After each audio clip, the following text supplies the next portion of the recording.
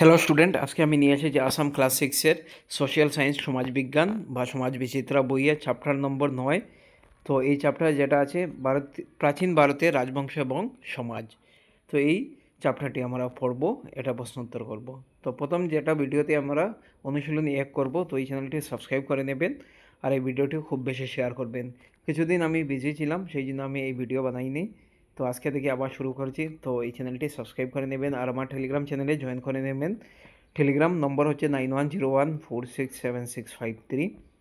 তো দেখুন, প্রথম যেটা অনুশীলনী 1, মৌর্য বংশের প্রতিষ্ঠাতা কে ছিলেন?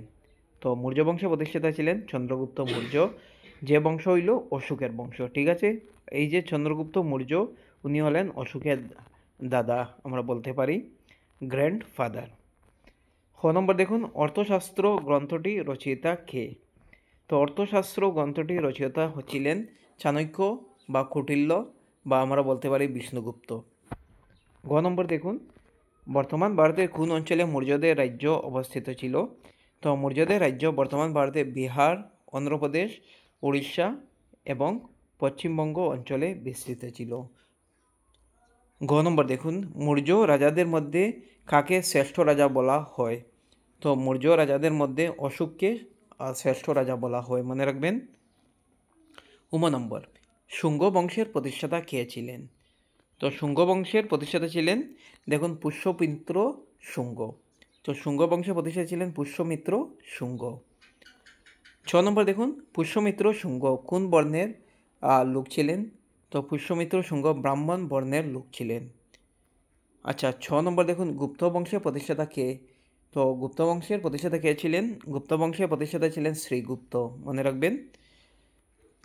নেক্সট দেখুন 6 নম্বর, মৌর্যদের সময়ে উচ্চপদস্থ কর্মকর্তাদের কি বলা হতো? মৌর্যদের সময়ে উচ্চপদস্থ কর্মকর্তাদের বলা হতো আমত্থ। ঠিক আছে, ও মজবলা মেকার মা তজবলা বা ও ম তজবলা, অমত্থ বা আমত্থ আমরা বলতে পারি।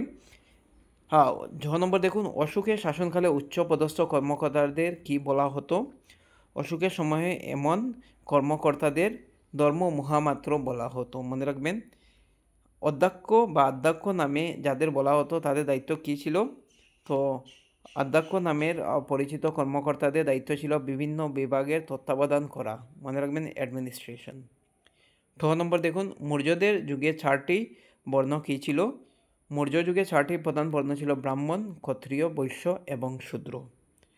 আচ্ছা, 8 নম্বর দেখুন, গুপ্ত বংশের শ্রেষ্ঠ রাজা কে ছিলেন? গুপ্ত বংশের শ্রেষ্ঠ রাজা ছিলেন চন্দ্রগুপ্ত দ্বিতীয়, মনে রাখবেন। তো এটা হলো অনুশীলনী 1। অনুশীলনী 2 আমরা নেক্সট ভিডিওতে ডিসকাস করবো। Thank you so much.